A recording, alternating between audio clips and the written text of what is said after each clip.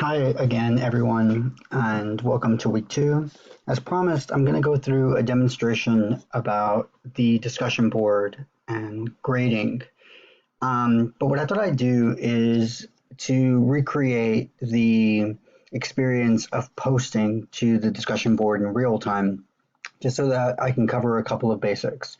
And then I'm going to take you to the gradebook on my end so that you can see what it looks like when I grade things, and then ideally we'd come back to look at it from your perspective about how it's graded. So I hope to do this as quickly as possible. All right, so for week one, I had everybody post to the self-introduction, and the link is going to be up for the rest of the semester, but you were supposed to have finished this by yesterday. And so, yeah, when you go as a student, oh, by the way, I'm signed up for the class as a student sample student, so that I can actually see the interface, how you guys see it.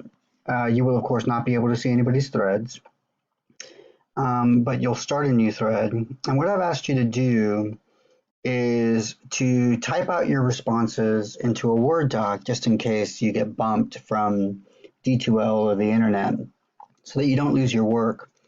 But you'll see that another benefit of doing it through Microsoft Word is that you can keep track of your word count. So what I've asked you to do is for your initial posts to get to the 500 word mark, and for your responses to get to about 2 to 250 words back to each of your peers. And so I'm going to start a thread by copying and pasting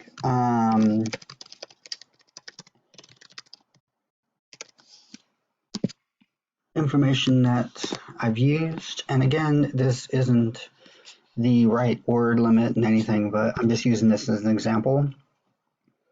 And then when you get in, you'll be able to see everybody's threads now once you actually post.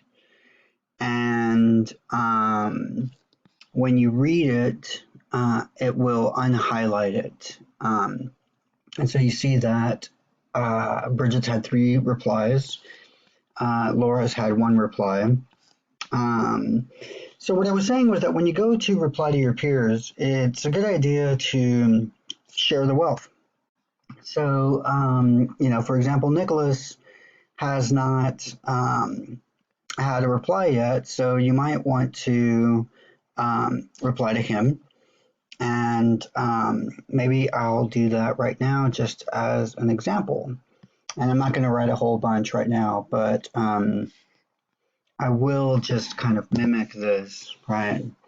So again, it's a good idea to work offline. So what I'm doing is I'm just copying and pasting in what he's written into a text so that I can actually look at it, quote it, etc. And what I'm telling everybody is to start by telling me the name of the person posting in your own response, and you'll see why in a second. All right, so this is Nick. I'll start with Nick. This is a great, well, first I should read it. Experience with literature has been pretty standard, I'd say. Good. And yeah, again, we've got some really big readers in the class. It's great to hear you are developing your literary range. I would of course write more. I'm just doing this as an example right now. So yeah, I just reply as a sample for the class, and then see me. And I'm actually doing it into the thing the way that I asked you not to do it. It's tempting. Ideally, you will never end up losing any work if you do that, but you might. So it's a gamble. But okay, so now I've posted once to Nick's, and ideally I would post again to somebody else's, since the requirement is that you post at least to two people.